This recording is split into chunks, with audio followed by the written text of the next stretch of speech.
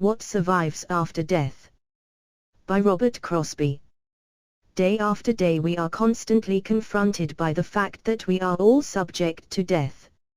No matter how we may live, whether our lives bring to us failure or the greatest possible success in the eyes of the world, death is there at the end.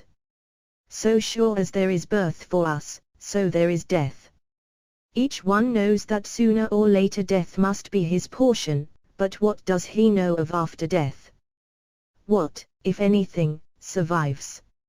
Religions such as we have professed do not give us any information whatever on this most serious question. Materialistic science presents us no solution. From neither religion nor science have we gained anything to rest upon when the great conqueror of all human bodies appears before us. Is there any hope in life that what we are doing may be of any value after death? Whether we can answer that question, or not, before death confronts us, the confronting of death will be there. The time will come. If any solution to the problems presented by death exists, it must be perceptible during life to have any value for us as living human beings.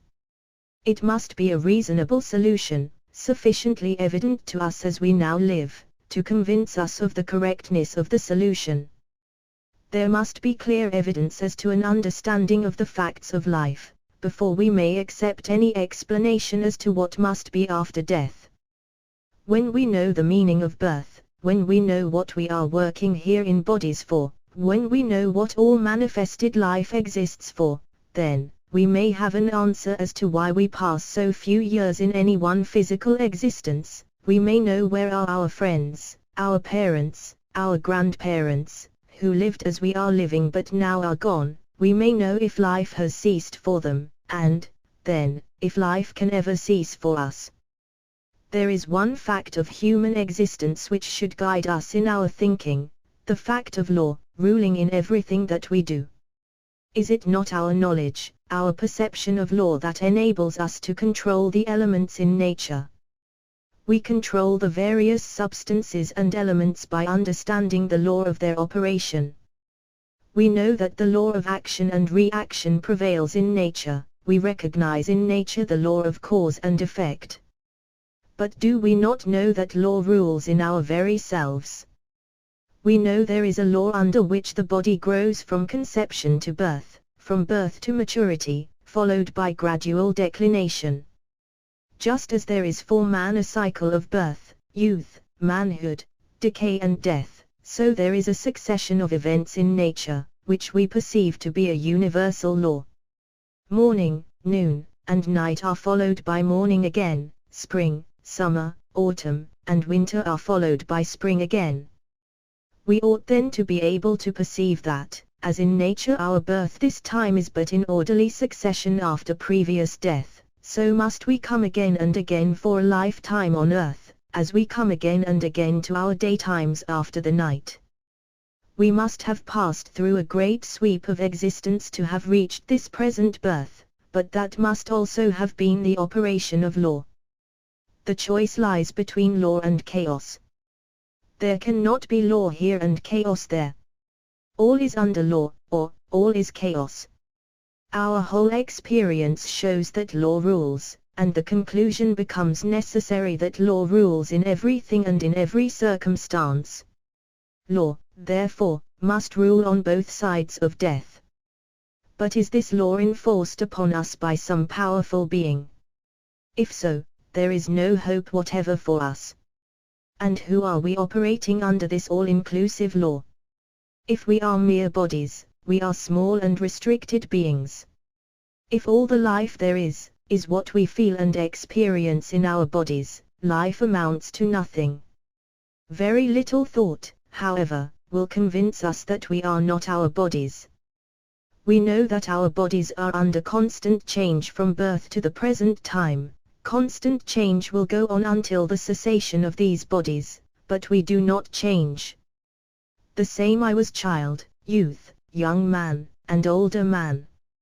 The identity has not changed at all through all the changes of body it has experienced.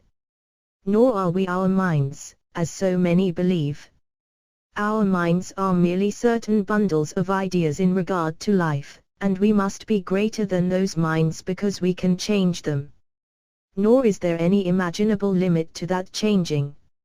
No matter how much knowledge we may acquire, we can go on learning. No matter what kind of a mind we may have, we possess the illimitable power to go on increasing it. If one doubts the existence of anything greater than mind, he has but to see that the very fact of doubting, the expression of doubt, shows an act and purpose beyond the idea. We could utterly refuse to think, and still exist. We must look deeper for ourselves than the mind and the body. Both are but instruments which we use. Then, what can we be? There is that in us which lives, which thinks, which is life itself, which garners all experience, which itself changes not at all. It is smaller than the small, as the ancients said, it is greater than the great. It cannot be weighed nor measured. We cannot say where it is and where it is not, and yet it is the one thing in us, our very selves, which enables us to have any experience, any idea or combination of ideas. Call it spirit, if you will. Call it life. Call it consciousness, for we well know that we cannot have any experience unless we are conscious of it. The ancients said, the soul is the perceiver, is vision itself, pure and simple, and looks directly on ideas. Spirit sees the idea, actions flow from the ideas adopted. Our differences are in respect to mentality, in accordance with the kind and range of ideas, but we have all sprung from the same source, we all have a common basis, a common essential nature, which is spirit and life itself. Our days and nights afford an illustration of the fact that we can let the body go, that we can depart from the body, and still exist. While we are awake in the daytime, we act outwardly through the organs of the body which serve to transmit and receive impressions. At night, these activities are stilled, and it is said that we sleep. But how may we know we are conscious during those hours of the night? Because when we awake, we can say, I dreamed, and there is no question as to our identity in the dream. We were conscious, too, of having all the senses. We had, apparently, the powers of motion.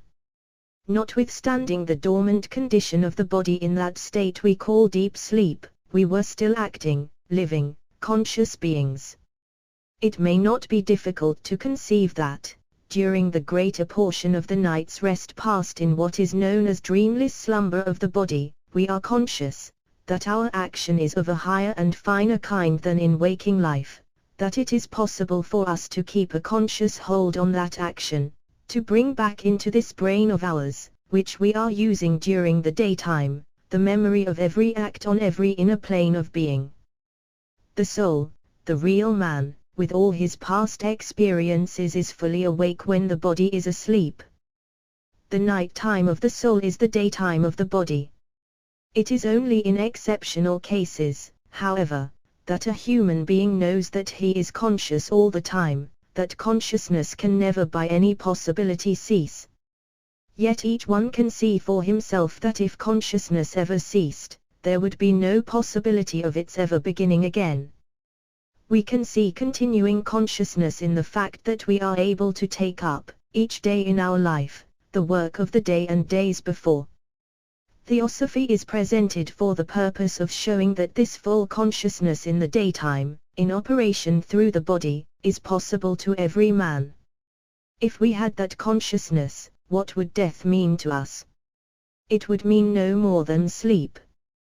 Death would mean merely a letting go of the body which had become useless to us. We should know that death could never touch us any more than sleep reaches us, that as our consciousness is continuous, whether the body is asleep or awake, so when the body dies, there is no cessation for us. What, then, survives after death? The man himself, with all his tendencies, with all his experience.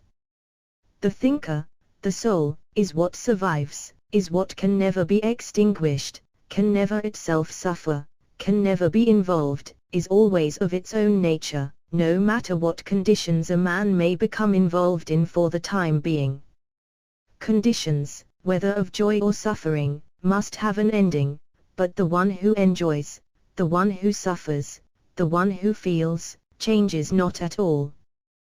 That which survives is our very selves, all that we call ourselves, the self who wakes, who dreams, who enjoys, who goes into different states, through all the worlds. Let us say that this life is a dream in which we have our sufferings and our joys. When we awake, we shall have other experiences, but it is that something permanent in us which takes to itself of each and every experience, coming into any field of operation. It gathers experience according to the tendencies which itself has engendered on that plane of being.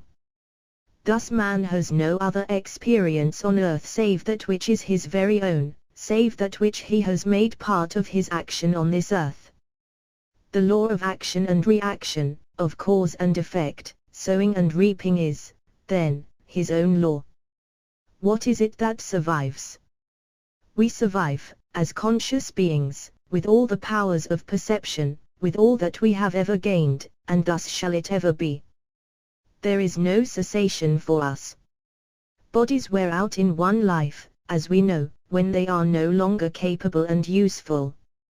Would we in wisdom wish to continue in such bodies? No, the soul demands a better instrument. We tear down the old house to build a better one, or it may be a worse one, we might remember. If we are selfish, if we work for this body alone, if we are against our fellow beings, then, in a body we shall have the reaction from our selfish action. This is law, and not sentiment. It is not the doings of our fellow men that we are suffering from, but the evil we have sown, coming back and pressing with its full weight against us.